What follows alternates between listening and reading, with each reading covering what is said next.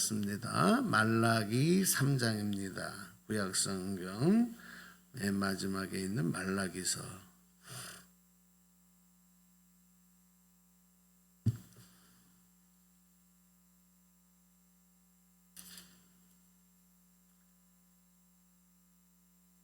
말라기 3장 1절로 6절 말씀 보십니다.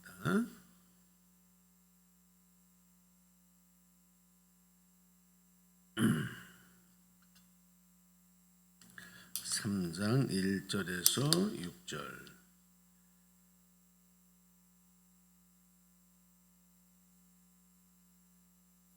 오늘 말씀은 저랑 나눠서 교독하실 때 여러분이 짝수절 읽어주시면 감사합니다. 자, 3장 1절 제가 읽을게요.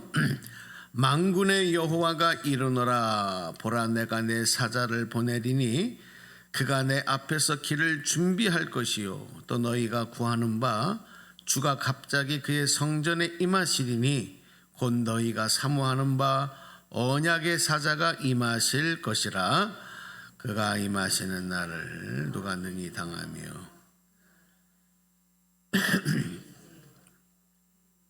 연단하는 자의 불과 표백하는 자의 잿물과 같을 것이라. 그가 은을 연단하여 깨끗하게 하는 자같이 앉아서 레위 자손을 깨끗하게 하되 금은같이 그들을 연단하리니 그들이 공의로운 제물을 나 여호와께 바칠 것이라. 그때 유다와 예루살렘의 봉헌물이 무대와 같이 함께 기쁨이 내가 심판하러 너희에게 임할 것이라. 점치는 자에게와 간음하는 자에게와 거짓 맹세하는 자에게와 품꾼에 삭세대하여 억울하게 하며 과부와 고아를 압제하며 나그네를 억울하게 하며 나를 경외하지 아니하는 자들에게 속히 중언하리라. 만군의 여호와가 말하였느니라. 6절. 나 여호와는 변하지 아니하나니 그러므로 야곱의 자손들아 너희가 소멸되지 아니하느니라. 아멘. 6절 한번 다시 읽어요. 시작. 나 여호와는 변하지 아니하나니 그러므로 야곱의 자손들아 너희가 소멸되지 아니하느니라. 아멘.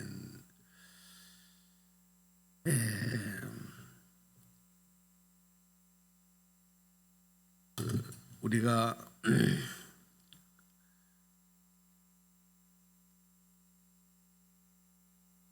힘들고 어려워서 앞이 콱 막히고 희망이 없어 보일 때가 있어요. 더 이상 낙이 없다.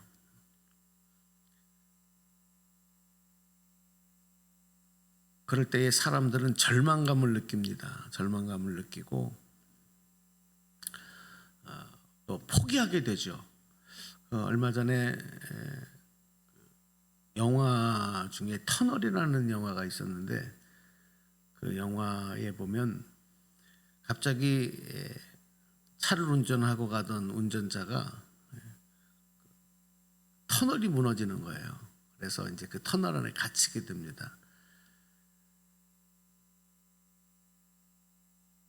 긴 터널에 중간지대에 갇히게 됐는데 그 안에서 벌어지는 일들은 정말 참혹하죠. 외부와 완전히 모든 것들이 다 차단되고 그리고 그 안에서는 도저히 희망을 찾을 수가 없습니다. 그런데 더 이상 버틸 힘이 없어져서 이제 절망하면서 포기하려고 할 때 외부로부터 구조 신호가 들려오죠. 발파의 소리도 들리고 눈앞에는 아무것도 변함이 없이 똑같은 절망의 포기의 상태지만 마음속에 그 소리를 들으면서 구조대가 가까이 오고 있다. 나도 구조받아서 살 수 있다. 그런 생각이 드는 거예요. 그래서 포기하지 않고 끝까지 버티는 거죠. 그리고서는 기적적으로 구조된다고 하는 그런 스토리의 영화입니다.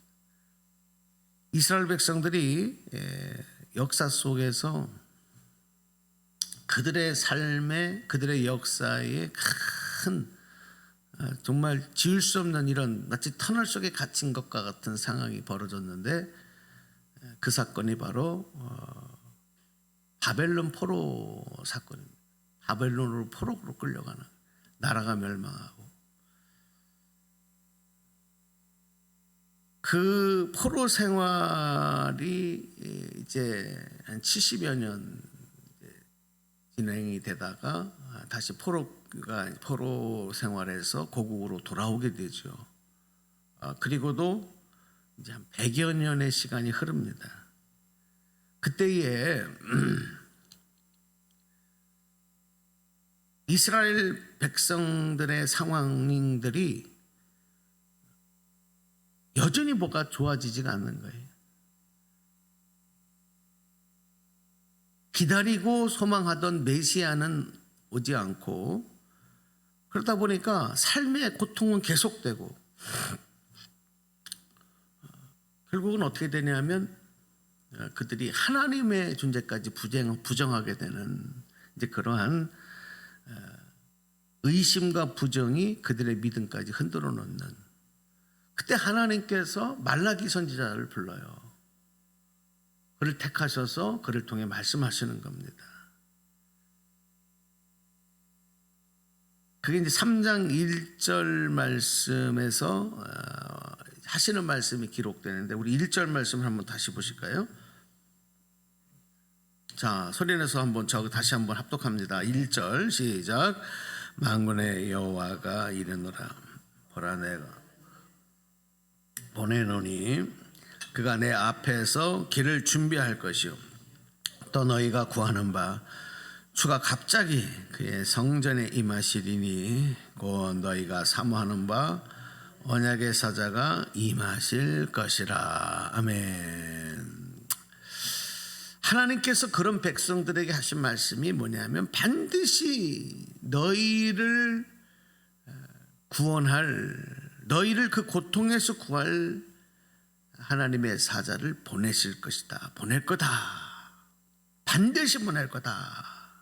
그러면서 아까 우리 읽었던 6절의 말씀을 하시는 거예요. 나 여호와는 어떻게 한다? 변하지 않는다. 변하지 않는다. 그러므로 너 야곱의 자손아, 너 이스라엘 백성들아, 너희는 멸망하지 않을 것이다.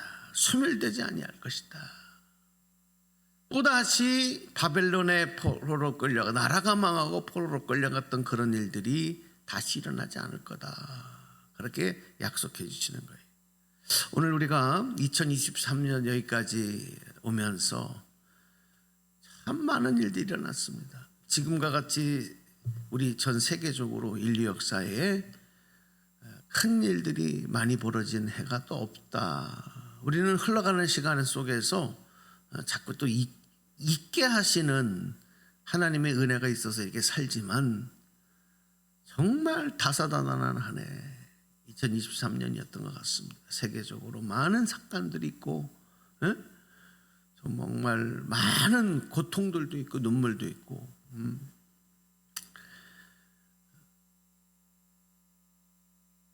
하지만 하나님 여기까지 온 세상을 창조하시고 인간을 만드시고 오늘 우리에게 생명 주셔서 이 땅에 태어나 살게 하시고 또 여기까지 2023년 여기까지 인도하시는 동안 세상은 계속 바뀌어가는, 인류의 문화도 바뀌어가고 모든 것이 다 바뀌어가요.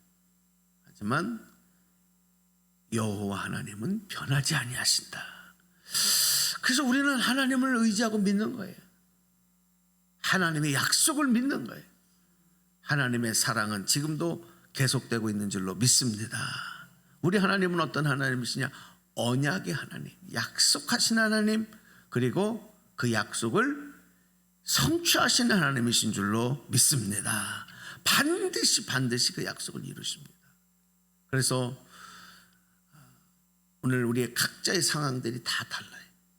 어떤 분들은 한 해 한 해가 지나갈수록 더 희망적인 내일을 꿈꾸는 경우도 있지만, 그 반대인 경우도 있어요.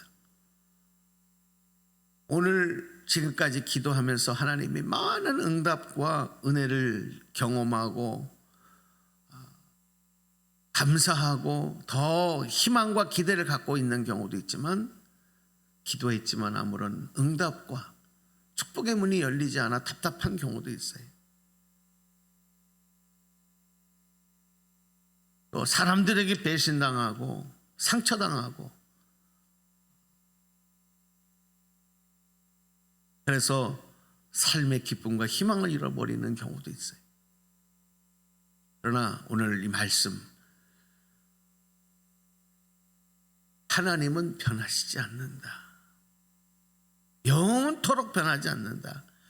우리와 언약을 맺으시고 우리를 자녀 삼아주시고 또 우리에게 축복을 약속하신 하나님, 그리고 다시 내가 너희에게 올 것이다 약속하신 예수님의 그 약속은 변하지 않는다.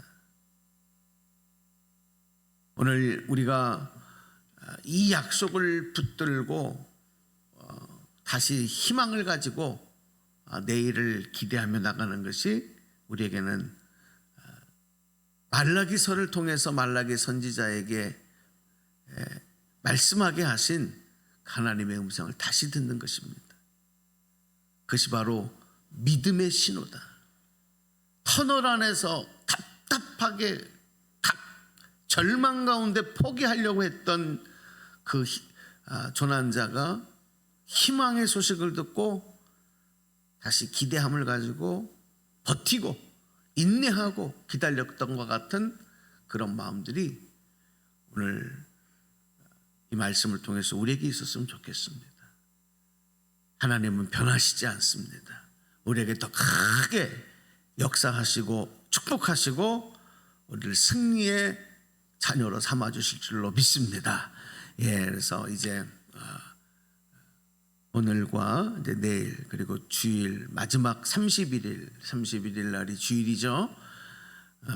그리고 송구영신 예배를 드리면서 23년 한 해를 마치 무대 위에 막을 닫는 기분으로, 그러나 그것은 완전히 끝나는 것이 아니라 이제 새로운 이 막을 위해서 잠시 쉬는 거죠.